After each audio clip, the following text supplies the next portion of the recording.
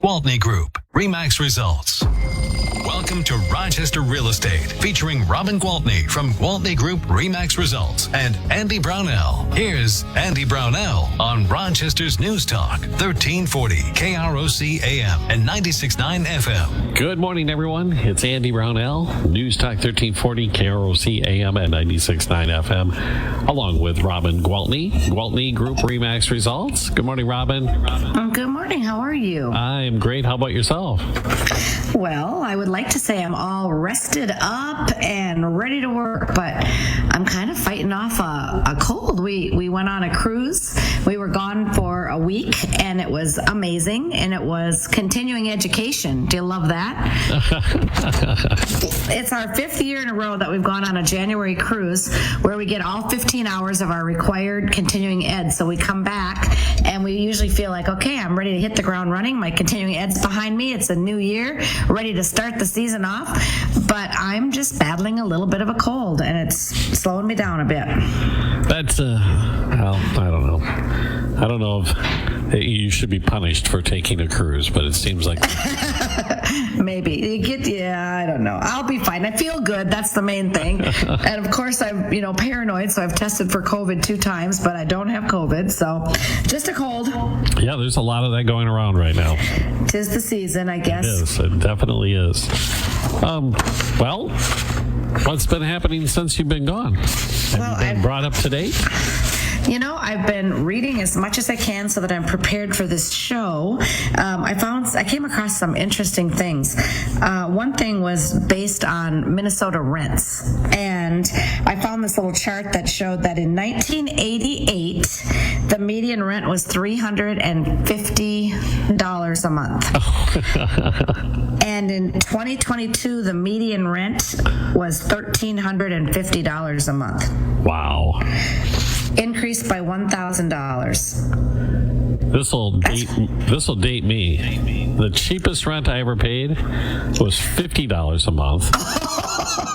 And wow. Yeah, it was that bad. It really was. I was there for a month and a half, and I said, I cannot live like this anymore. And I think the most I ever paid was $750. Okay, I think that's more than I ever paid, but my first rent was a $350 apartment. It was a nice apartment, but I shared it with another gal, so, I only paid half of $350, so it was pretty darn good. And now? Yeah, no, I don't want to rent. I'm glad I don't have to do that. Okay, so as far as real estate goes and buying houses, I'll give you a glance at the most recent Rochester market report, and this is through Thursday, January 19th. Oh, okay. So as of Thursday, we have 98 sales pending. We have 170 properties active, and we have 806 that have sold or closed in the last 6 months. Okay? So it has slowed down. Oh, gosh, yeah. I mean, you mix, like the second half of 2022, as those interest rates went up, the number of sales went down, and then throw in the holidays and the end of the year and the dead of the winter, and yeah, it slowed down, but it's going the other direction. The phone's ringing like crazy. I think I personally have 3 or 4 new listings coming up, and buyers are coming out of the woodwork as well, so it's good. That is good. And the real positive of those 3 numbers you gave out was the number of active listings. It hasn't been that high in a long time. Right. And so that's the thing. People are saying, oh, but I can't buy right now. The interest rates are high. But this is the deal. Because we have more inventory to choose from, sellers are more willing to negotiate. So you are able to ask for a little money off, or ask to have some repairs made after the inspection, or ask them to contribute to your closing cost. And I think those days that's going to happen are going to be short-lived. I'm going to say you can mark my word, I'm going to say by late spring, early summer, we'll be right back back to you're paying full price and you're paying over ask because the interest rates have settled in a little bit. I mean, I've seen people locking in at less than 6% for a 30-year conventional. Really? Customers with good credit. Yep, I have had a couple of them in the last week. So this is good. And I've also seen that, even though they're talking about the Fed's raising the rates, again, not the mortgage rates. Nobody seems to think it's going to affect the mortgage rates. So I think we're settled in for a while, and I think that gives people a good peace of mind. And so, a few months ago, we were thinking, geez, by this time, they're going to be 7.5% or 8%, but that's not the case. So I think people feel good. And then you pair that with the fact that you can actually go and negotiate a little bit on the price. You end up with a monthly payment. And really, what have I always told you? The only thing that matters truly is what you're paying per month. Right. It's right? Your I mean, that's what pays. When we talk about rents, it's 100% interest, guys, 100%, because you're building no equity at all in that apartment. And people don't think about, I rent and I pay 100% interest, but that's exactly what it equates to. So it doesn't really matter what the interest rate is per se, as long as your monthly payment fits your budget and you're comfortable paying it, because you're still building equity and the price is still going to go up. Maybe not definitely not at the same crazy pace it did for the last 2 years, but the prices are still going to go up. So it's still, real estate's a solid investment, and more people are embracing it. And I think we're seeing less of the negativity in the media too, because for a while it was just, oh my gosh, you turn on the TV like October, November, even into December, and it's like, oh, the world's coming to an end. Don't buy a house. The rates are ridiculous. You can't get it. But fact of the matter is we're still low on inventory. Even though we have 170 active listings, we have more qualified buyers. So time to get out there and buy while you can still get a deal, guys. Yeah, that's the key indicator right there. You still have that. It's still a bit of a seller's market, not right. And so, but I was going to ask you, do you think the psychology of this, now that you've seen the rates settle into this range, and it's that angst that occurred when the rates went up is kind of diminished? People yes. are, this is the way it is. I do. Okay. Yep, I do. Good. Yeah, I think it's going to be good. And I will say that as far as what we have for active listings, we have one listing that's under 100,000. We have 15 that are between 100 and 200. This is a number that's going to blow you away. 200 to 300, which is traditionally always the most popular price point and the lowest in inventory. There are 37 available right now. There you go. Between 300 and 400, there's another 29. And between 400 and 500, another 21. 500 and 600, there's 14. Between 600 and 700, there's another 14. Between 700 and 800, there's 13. And then the high-priced houses, so 800 and above, there's only a total of, 12, 13, 14, 26 total. And 8 of them are between 8 and 900, 4 between 900 and $1 million. We have one listing between $1 million and $1.1 million. We have one between $1.1 million and $1.2 million. Now there are 5 between $1.2 million and $1.3 million, and there's one between $1.3 million and $1.4 million, and we have 6 listings at $1.4 million and above. Oh, wow. I know, it's crazy. So those are obviously new construction. But it's quite a bit. So the market average, this number has changed so much. The market average right now is 498,681, and the market median is 433,450. That remains very elevated. Isn't it something? And I can remember when a $1 million listing in Rochester, Minnesota was a pretty rare event. Oh, yeah. And now, 6 houses over $1.4 million, 5 between $1.2 million and $1.3 million. I mean, those are some high-end houses. So definitely our market is changing, and we're getting more and more and more expensive homes. And when your median market price is $433,000, $450,000, that's pretty high. Now, the ones that sold and closed in the past, the 806 that have sold and closed in the past 6 months, the median market for that was $365,000, $446,000. So right now there's just more expensive homes, because guess what? Those are the ones that are taking longer to sell, because those are the ones that people aren't excited to buy when the interest rates went up. Sure. They'll just stay put. And especially, we've talked about this, because they're situated in the house that they've probably refinanced in the last couple of years. They're locked in for the next 28 to 30 years with a pretty desirable interest rate. So they're saying, you know what, we'll just live in this house a little bit packed, a little bit crowded, but with this nice low interest rate that we know we can't get again, instead of moving up to that bigger house. Even though if they calculated out their monthly payments, they might find out it would be okay. Exactly. And I mean, we don't really have a exorbitant amount of inventory in many of the price ranges, like all the way up to 700,000.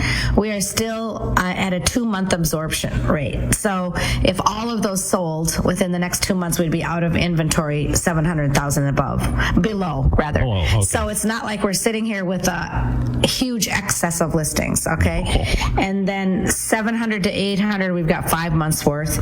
800 to 900, we've got 8 months worth. 900 to $1 million, we've got 2.7 months worth. But boy, if you're sitting there right now with a house on the market between $1.2 million and $1.3 million, those 5 that we have listed provides us with 30 months worth. So like I said, people aren't moving up into that high price range right now by design. But that seems like what I would see in a normal market. In my opinion, you would see a little bit on the other No, you're end. absolutely right. You're absolutely right. You're absolutely right. The one number that I always want to hear about is the average days on market. Okay. Average days on market. Right now, for days on market, the average is 73 and the median is 78. Okay. Now, just to give you an idea how that has still changed. less than 3 months.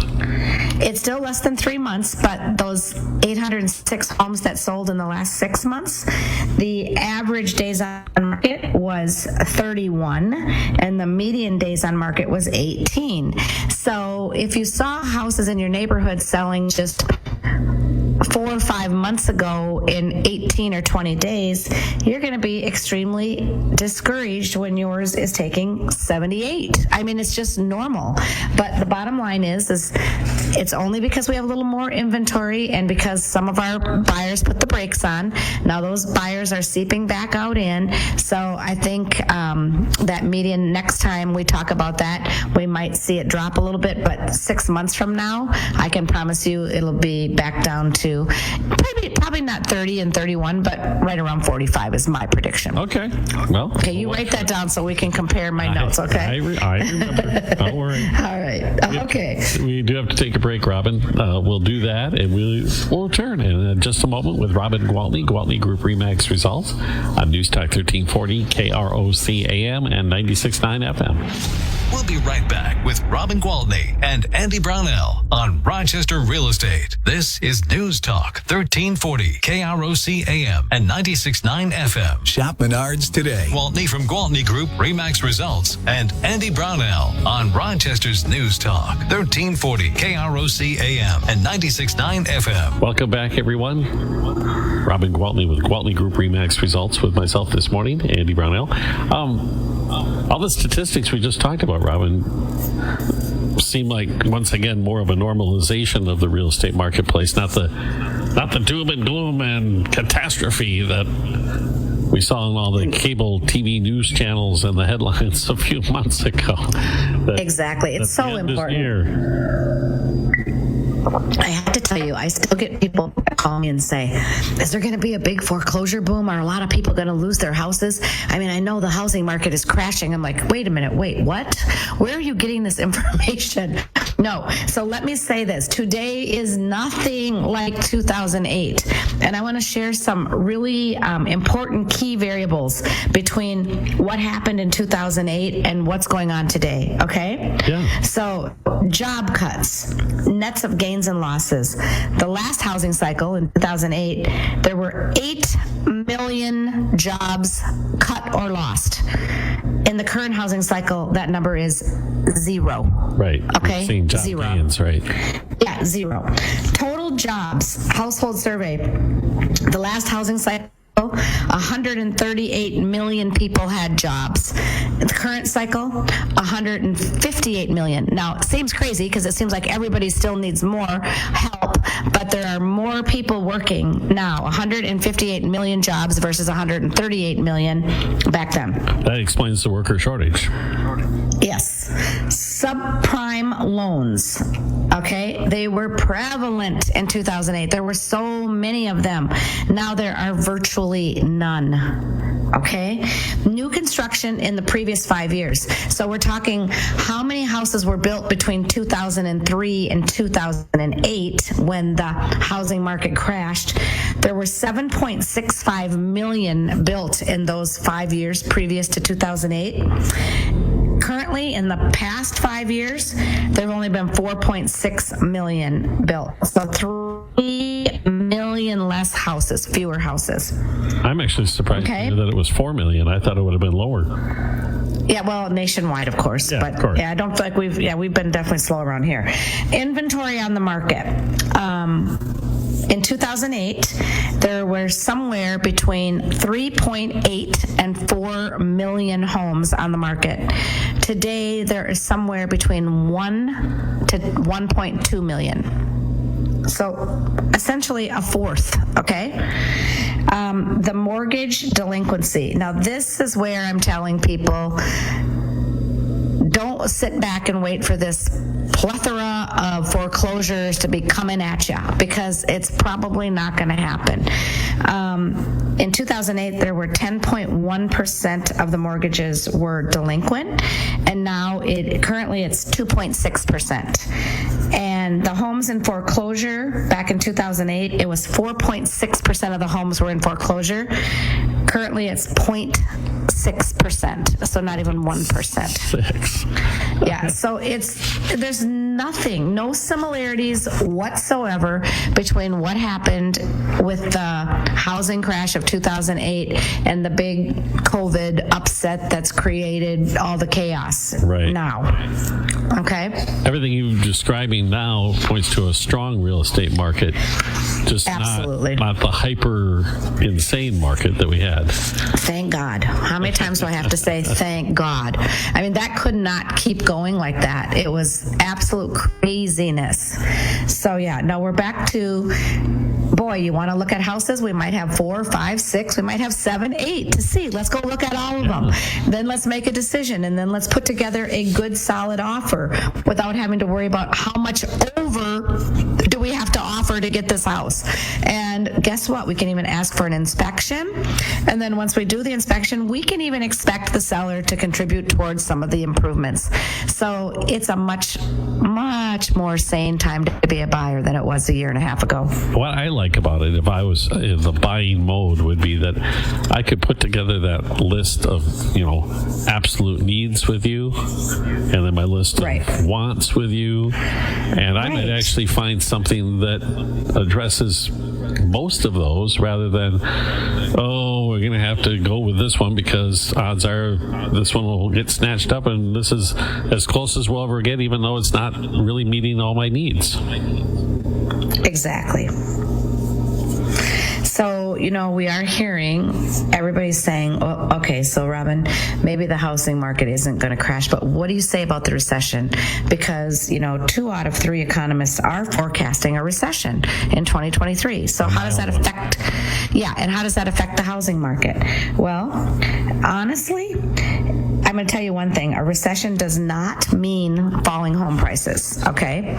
So basically, I have a little chart that shows me that historically, there's a graph, I wish you could see it, that going all the way back to 1980, home prices appreciated in 4 of the last 6 recessions, okay? Appreciated.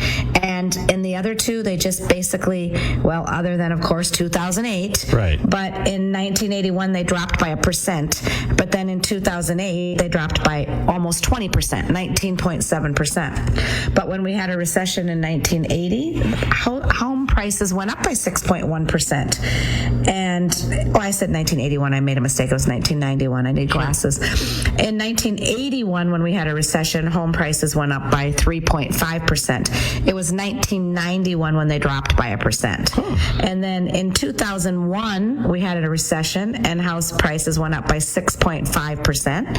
And then in 2008 was the only recession that everybody remembers, and that's when the home prices went down by 19.7%. And in 2020, when we had a recession, home prices went up by 6%. So I just want people to understand that a recession definitely doesn't mean you're going to start losing the value in your home. Right. Okay. Very clear. Very clear. And research also helps paint the picture of how recession does impact the cost of mortgage rates, okay? And I have another graph that shows that, guess what happens to mortgage rates, Andy, during recessions? Usually they drop. They drop. In 1980, they dropped by 4.25%. In 1981, by 5%. In 1991, by 2.25%. In 2001, by 0.63, so not even a percent. But then in 2008, even in that crazy, prices dropped by 19.7%, the interest rate still dropped by 1.13%. And in 2020, they dropped by 1%. So, seriously, in 2023, market experts are saying that mortgage rates will stabilize, just like I was talking about. We've seen the peak last year, and that's because mortgage rates tend to respond to inflation. Sure. So, big takeaway is you don't need to fear the word recession when it comes to housing, okay?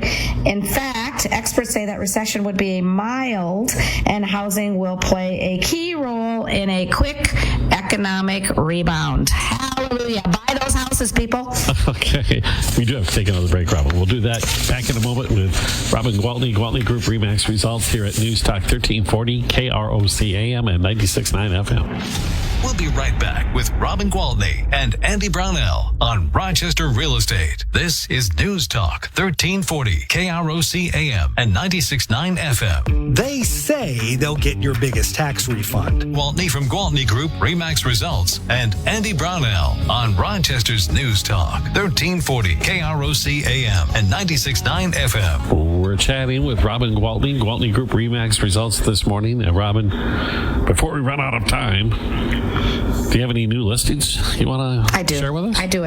And some that aren't exactly new, but they're less than 78 days on the market, so they're still very prime.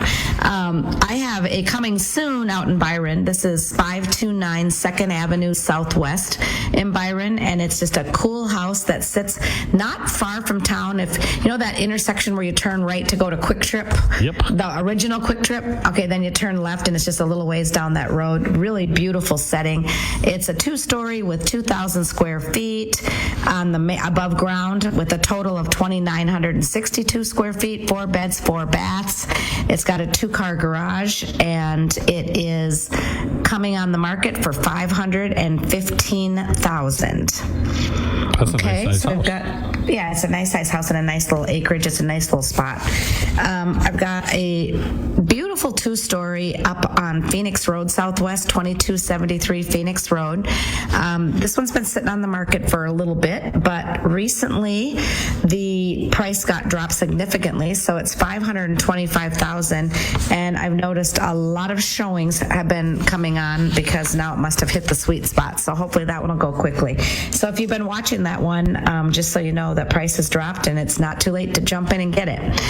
We've got a nice affordable one at 4215 Manor Woods Drive. That's a 5-bed, 4-bath. It's got 2-car garage. It's a 2-story with a total of 2,291 square feet, and that's $349,900. Got a nice little condo up at 85 Connor Circle.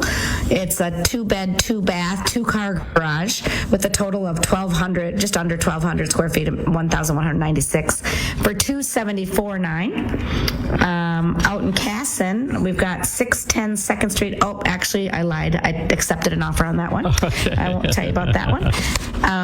And in Byron, we have 43 13th Street Northeast, and that one is a 4-bed, 4-bath, built in 2022. So new construction is actually under construction. And that one is going to be $614,900. And then we've got Coral Court, that place up by the Mayo Northeast. Yep. We've got a really nice unit up there, 4 beds, 3 baths, 2-car garage, just under 3,000 square feet for $444,900. And one last one is a lovely house up on Starburst Drive. It's a really unique split level, 3-level split built in 2015. That is $509,000. So lots of pretty houses, lots of great prices, and lots of inventory to choose from. So happy house hunting. And certainly if you need help, please give me a call and I would love to assist you. My phone number is 507-259-4926. All right, Robin, until we can chat again next week, thank you so much. All right. You have Talk a soon. great weekend, a great week. That's Robin Gwaltney with Gwaltney Group-RE results here on News Talk 1340, KROC AM and 90. This is News